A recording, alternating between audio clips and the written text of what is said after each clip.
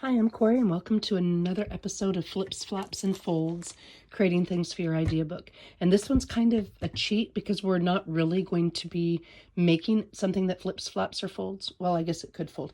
But rather than me walking you through the process like I have in the previous videos, this one's going to be just a little bit different, and for a couple reasons. First, I had some viewers ask about this particular page, the pocket page. And this one's not really a folds. I'm zooming in so hopefully you can see it a little better. It's not really a folds thing, but it's something that I like to do every once in a while, just because I have a lot of scraps and I want to remind myself of different ways to use scraps. So technically it should have gone in the scrapbook idea book, but it applies here as well because a lot of times I'll make folds and such on the back of index cards. So when I have a lot of scraps, cardstock scraps, paper scraps, whatever, I will, if I've got them that are 2 1/4 inches or more, I will punch out tags. And if I didn't have a punch, I would just cut tags. I'd use, I should have had it here, sorry. I have a Starbucks card, but any credit card, and I've got different angles cut on the corners. So if I didn't have the punch, but I wanted to be able to make sure my angles or corners were the same, I would take this cut, flip it over, and cut. And so no matter which dimension or depth I want, I could make a tag out of just about any kind of cardstock. So I use cardstock that way often. And I had a whole bunch of these and I was in the mood to play. So I used some of my scraps and I build the bases. And that's another video that I've had asked about. I'll show you my 3-step process for using up scraps. I do it a little bit differently than some other folks do. So I had these bases, and I'd also, thanks to Gail once again, she had some really cool birds that she'd fussy cut from Tina at Shabby Dabby Doodah. And I don't love to fussy cut because my vision isn't as good as it used to be. So what I do is I went to Tina's site and I bought some of those birds to fussy cut. And then I have this beauty on my desk. And so that I can actually see the lines to cut. It just sits on the top of my desk and it makes them big enough for me to see what I'm doing. So I bought it and I wanted to see what birds were available, and I think I had 11 or 12 birds, and so I used one on this page, and then I think these are printed at 75%. I don't think this is the full size. I printed some at 75, some at 50, and some at 100%, depending on how I wanted to use it. And then this way I've got a sample of all the different birds that are available to me. And so because this is an idea book, I can quickly flip through and say, oh yeah, this bird will be a good bird for this. So that's what this is for. And that brought me to another point. Well, this is a great way to use scraps, and it's also a great way to make pockets. And many people think of this as the pocket video.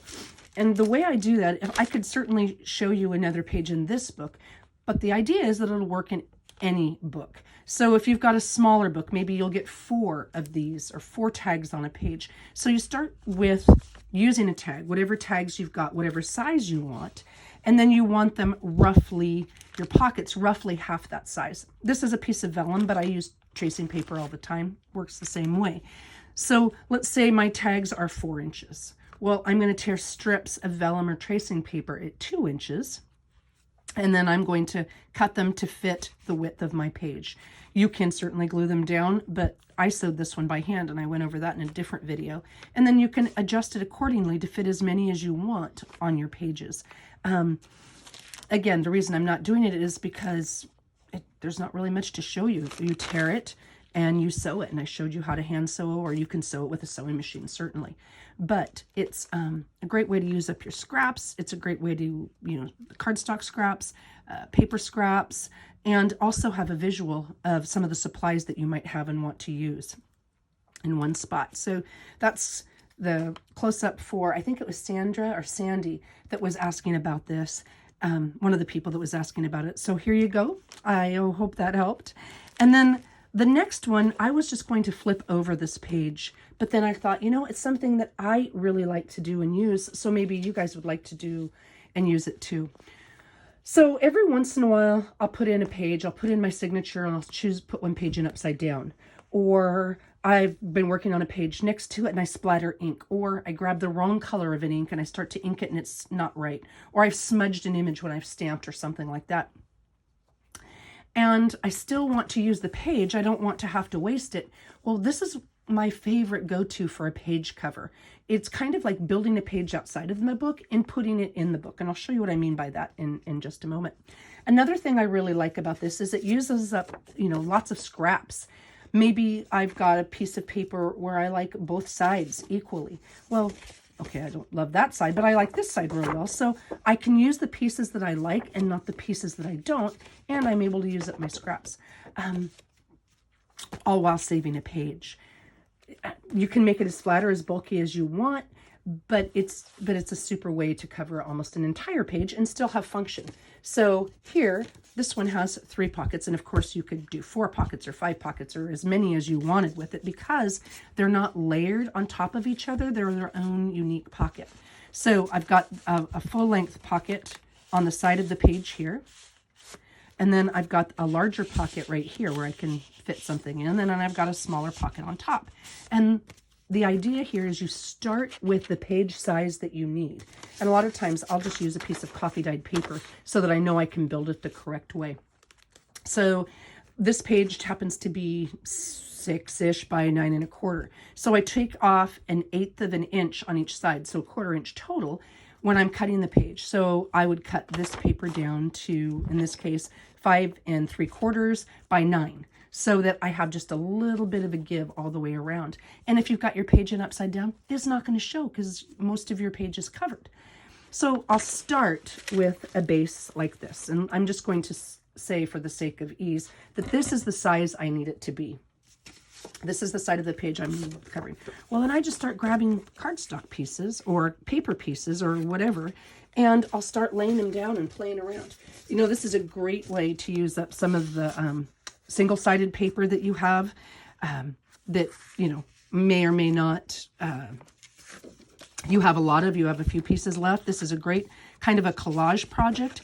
And actually that's really what it is. It is collage, but rather than covering your entire page, you're covering most of your page, but you're building pockets into it. And so I would cover this whole page, with a variety of pieces of paper like this. And until I'm done, okay? And then I would, trim off the excess and such, and then I'll come in and I'll make pockets. And you can do that a couple different ways. You can certainly use an oval punch and just take your divot, or a circle punch if you want to. If you've got one of those old Creative Memories style trimmers, if you want, larger pockets or more ovally pockets as opposed to circle pockets, this works great for that. And if you don't have those things, I've loaned out my oval dies, so I don't have that. But you can use your die cuts the same way. As long as you've got one of the larger machines, like the Big Shot Plus or whatever it's called, you can, if I'm wanting to take my divot for my pocket out with this, sorry about that, push the machine, I lay my paper down like this, and I'll use my magic purple tape to hold it in place. And so when I cut, I'm cutting just this divot out rather than getting the whole image. So I can make a unique pocket that way. So there's lots of different ways to use up your supplies. And then like on this one, if I were to do it this way, I would trim off the excess off around the edges, and then I'd come in before I glued or sewed it down, and I would take my divots. Maybe I wanted a top pocket. Well, if you're doing a whole page thing, you don't really probably want too many top pockets because they'll pull up out the top. But you certainly could if you wanted something smooth. Side pockets, front pockets. You can decorate it or leave it plain. It just gives you an easy way to kind of hide an oops, plus create some interest in your book. And I find that I like decorated pages or decorative pages, and as many pockets as you want. You can have places for journaling. So the one I did here, I just did a real simple 3-pocket one. Well, I could put a little folded over piece of notebook paper in here, and that's a great journaling spot. Or I could put a tag up here, and that's another double-sided journaling spot. Or a card or a booklet or something down here, and there's another journaling spot. So I've got the interest of, I've got the page that I needed to have covered, but I've also got the ability to add journaling. So there you go. Those are my ideas for the day. And oh, I said I would go over a couple things. The challenge, the Marguerite Miller challenge about collaging. This is week 1, and then the prompts I just put on the back. And week 2, this is probably my favorite because I like this particular style. But again, I was going along with the prompts. So there's week 2, and then there's week 3. So that's the Marguerite Miller challenge. This one is the Mixed Media Emporium with Kylie Koo and Nina Ribena. I sewed in the squares of the boxes to get the start of my journal cover. And I thought what I would do is just kind of do some slow stitching. So I'm watching Anne Brooke and learning some of the things that she does as far as slow stitching. And so I haven't put the inside piece on this yet. This is just interfacing, or the sew and tear, or whatever it's called. And so I'll decorate the cover and then I'll put the inside in the signature. My signatures are ready. I just want to finish decorating the cover first. So that was the other challenge. And then the last one is the one I showed you guys before, that we're on week 3 with Anne Brooke and the 52 tags. And so here was my week 1. And that was all white. Here is my week 2 heart with contrasting colors. And here is my week 3. She sewed these fabric pieces, sections together to make a ruffly cool effect. And I used a card that I made a while ago and had on my desk. It kind of gave me the idea for doing this. So there are my challenges. Thank you for watching. I hope you all have a great day and happy creating.